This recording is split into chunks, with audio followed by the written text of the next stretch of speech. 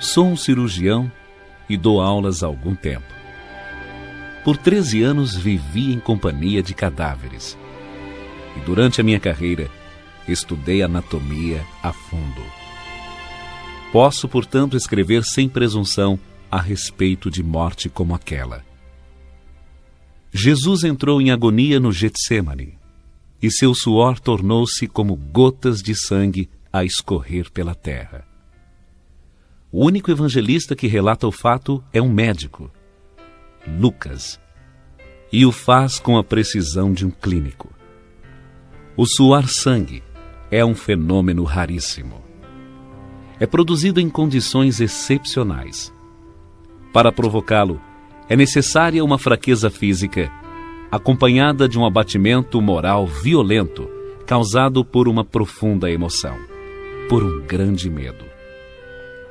O terror, o susto, a angústia terrível de sentir-se carregando todos os pecados dos homens devem ter esmagado Jesus.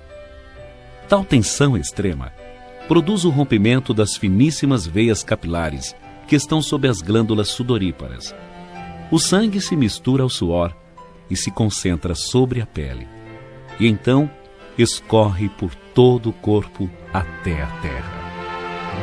Conhecemos a farsa do processo preparado pelo Sinédrio hebraico, o envio de Jesus a Pilatos e o desempate entre o procurador romano e Herodes. Pilatos cede e então ordena a flagelação de Jesus. Os soldados despojam Jesus e o prendem pelo pulso a uma coluna do pátio. A flagelação se efetua com tiras de couro múltiplas, sobre as quais são fixadas bolinhas de chumbo e de pequenos ossos. Os carrascos devem ter sido 2, um de cada lado e de diferente estatura. Golpeiam com chibatadas a pele, já alterada por milhões de microscópicas hemorragias do suor de sangue. A pele se dilacera e se rompe. O sangue espirra. A cada golpe, Jesus reage em um sobressalto de dor. As forças se esvaem. Um suor frio lhe impregna a fronte. A cabeça gira em uma vertigem de náusea, calafrios lhe correm ao longo das costas. Se não estivesse preso no alto pelos pulsos, cairia em uma poça de sangue. Depois o escárnio da coroação.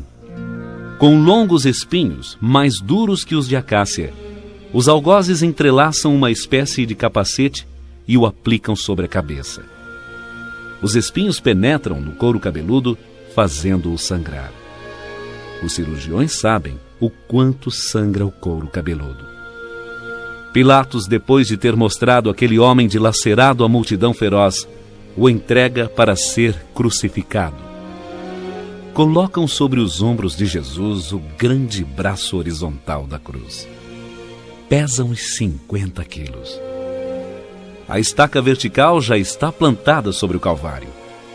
Jesus caminha com os pés descalços pelas ruas de terreno irregular, cheia de pedregulhos. Os soldados o puxam com as cordas. O percurso é de cerca de 600 metros.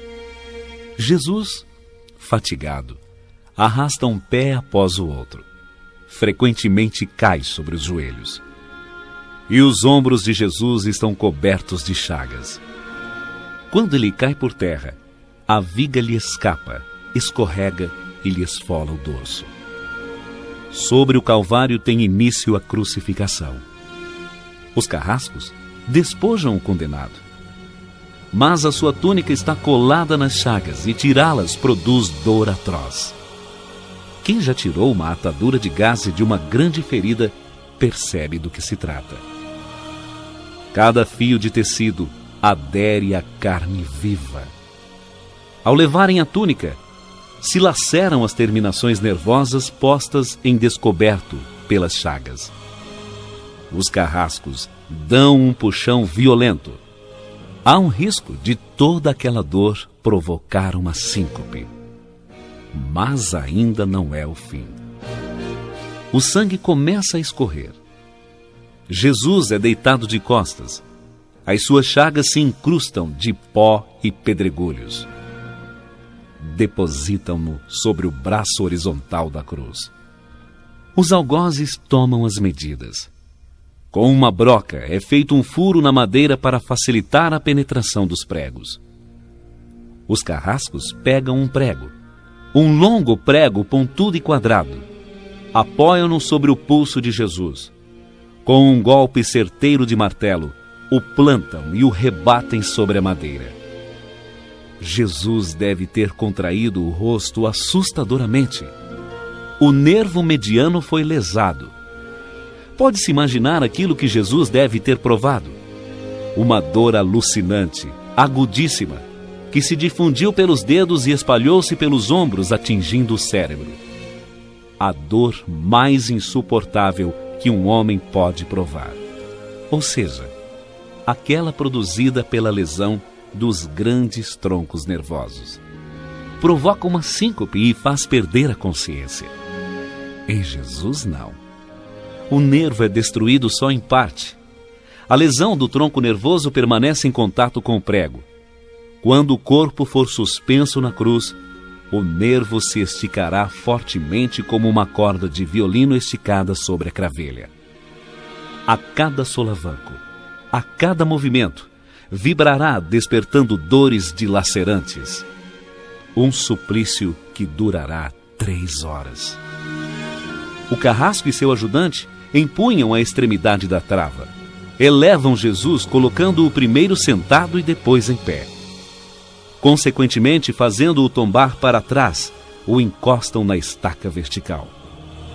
Depois, rapidamente encaixam o braço horizontal da cruz sobre a estaca vertical. Os ombros da vítima esfregam dolorosamente sobre a madeira, madeira áspera. As pontas cortantes da grande coroa de espinhos penetram o crânio. A cabeça de Jesus inclina-se para a frente, uma vez que o diâmetro da coroa o impede de apoiar-se na madeira. Cada vez que Jesus levanta a cabeça, recomeçam pontadas agudas de dor. Pregam-lhe os pés. Ao meio-dia, Jesus tem sede. Não bebeu desde a tarde anterior. Seu corpo é uma máscara de sangue. A boca está semiaberta e o lábio inferior começa a pender. A garganta, seca, lhe queima, mas ele não pode engolir. Um soldado lhe estende sobre a ponta de uma vara uma esponja embebida ácida, em uso entre os militares. Tudo aquilo é uma tortura atroz. Um estranho fenômeno se produz no corpo de Jesus. Os músculos dos braços se enrijecem em uma contração que vai se acentuando. Os deltoides, os bíceps esticados e levantados. Os dedos se curvam. É como acontece a alguém ferido de tétano. A isto que os médicos chamam tetania, quando os sintomas se generalizam. Os músculos do abdômen se enrijecem em ondas imóveis, em seguida aqueles entre as costelas, os do pescoço e os respiratórios. A respiração se faz pouco a pouco mais curta. O ar entra com um sibilo, mas não consegue mais sair. Jesus respira com o ápice dos pulmões. Tem sede de ar, como um asmático em plena crise. Seu rosto pálido pouco a pouco se torna vermelho. Depois se transforma num violeta purpúreo e, enfim, em cianítico. Jesus é envolvido pela asfixia. Os pulmões, cheios de ar, não podem mais esvaziar-se. A fronte está impregnada de suor. Os olhos saltam fora de órbita. Mas o que acontece? Lentamente, com um esforço sobre-humano, Jesus toma um ponto de apoio sobre o prego dos pés. Esforça-se a pequenos golpes, se eleva aliviando a tração dos braços. Os músculos do tórax se distendem. A respiração torna-se mais ampla e profunda. Os pulmões se esvaziam e o rosto recupera a palidez inicial. Por que esse esforço? porque Jesus quer falar: Pai, perdoa-lhes, porque não sabem o que fazem. Logo em seguida, o corpo começa a afrouxar-se de novo e a asfixia recomeça. Foram transmitidas 7 frases pronunciadas por ele na cruz. Cada vez que quer falar, deverá elevar-se tendo como apoio o prego dos pés. Inimaginável. Atraídas pelo sangue que ainda escorre e pelo já coagulado, enxames de moscas unem ao redor do seu corpo, mas ele não pode enxotá-las. Pouco depois, o céu escurece, o sol se esconde. De repente, a temperatura diminui. Logo serão 3 da tarde. Depois de uma tortura que dura 3 horas, todas as suas dores, a sede e as cãibras, a asfixia, o latejar dos nervos medianos lhe arrancam um lamento: meu Deus, por que me abandonastes?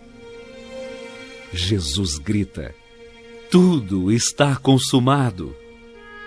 E em seguida, num grande brado diz: Pai, nas tuas mãos entrego o meu espírito. E morre, em meu lugar e no seu lugar.